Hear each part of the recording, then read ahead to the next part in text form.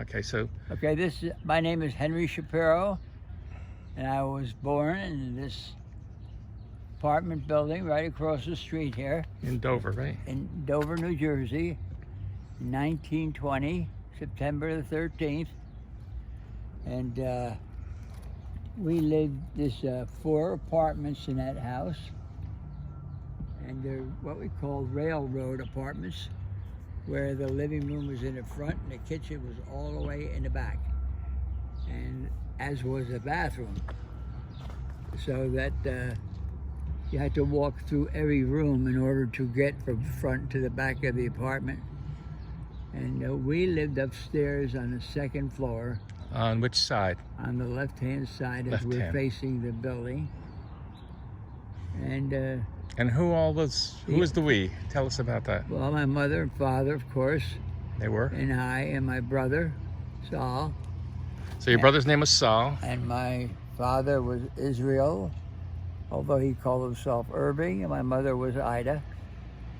And my 2 sets of grandparents lived on the right side of the apartment house.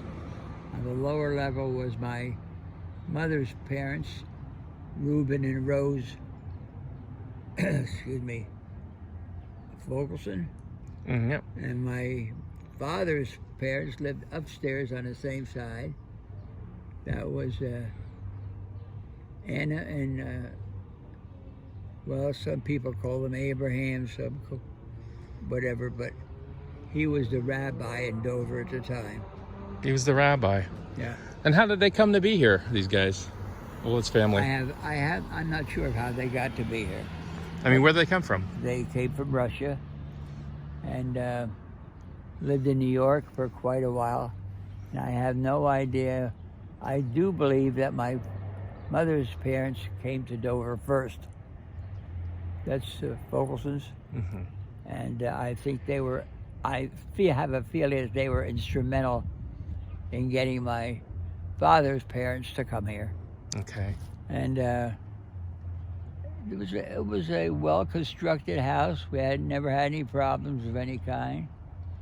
And actually, my mother's parents were the landlords. So they owned it. They owned it. I see. And in the back of the house, facing the other street over there, was one of my mother's brothers and his family.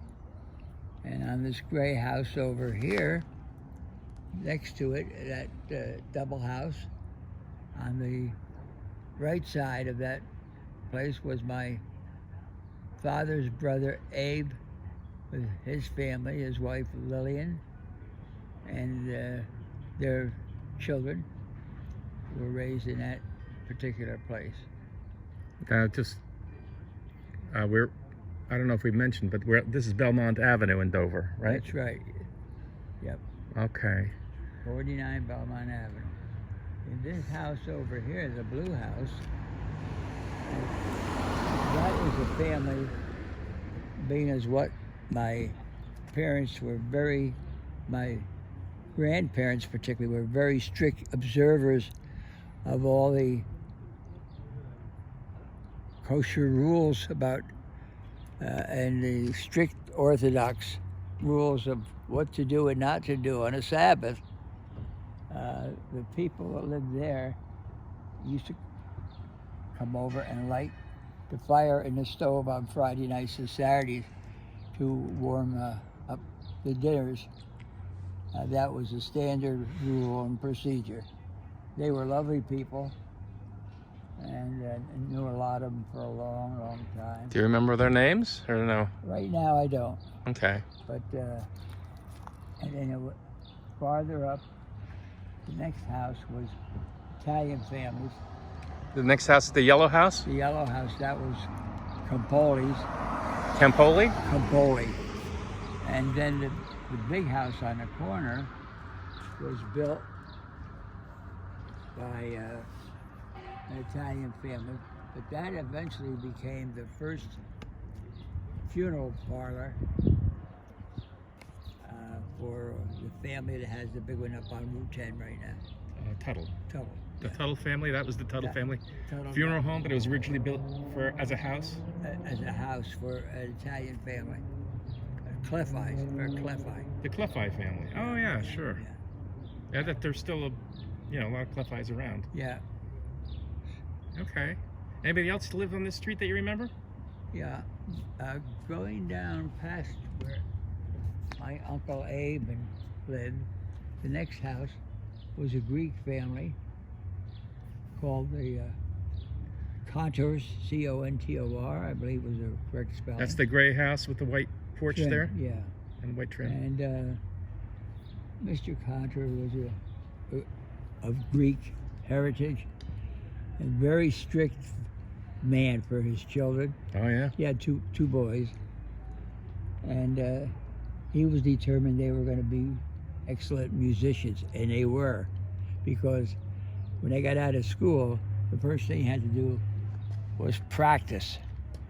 And the older son, George, was an excellent pianist, and the younger son, Edward, was a great violinist. And they were very upset all the time because they had to practice so quickly. Yeah. But anyway, he was a tough.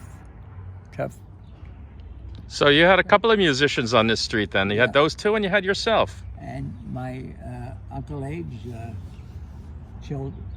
three children were also musicians. Oh, the ones that lived in this other gray house. That great house there. Paul was a very, very good drummer. You're talking about Paul Shapiro? Paul Shapiro, and his two sisters. One played the piano and one played the saxophone. What were their names? Do you remember? The saxophone player was Bernice, and the piano player was, her original name was Florence, but she changed it to Diane. Okay. Now, is this that I heard the story that when you were 5 years old, you wanted to learn the piano, right? Yeah, For your birthday, you wanted a piano. yeah. You want to take lessons. So was this the house you were living in at the time? I don't think so. Okay. So that's the other house that we're going to go to. What street would that be on? That'd be on the corner of Salem and Blackwell. Oh, okay. Yeah. So we'll go take a look at that. Yeah. Is there anything else you remember about this house or this area that you want to talk about? No, just that all the people on the block were great people, Yeah. very courteous, great neighbors, Good. good people. Nice. Have you been back to this house in a while or recently? I haven't been back here in an eternity, but it's great memories, you know. Yeah. And that was the place where the Vogels and the Shapiro families used to congregate. Yeah. Wow, that's great.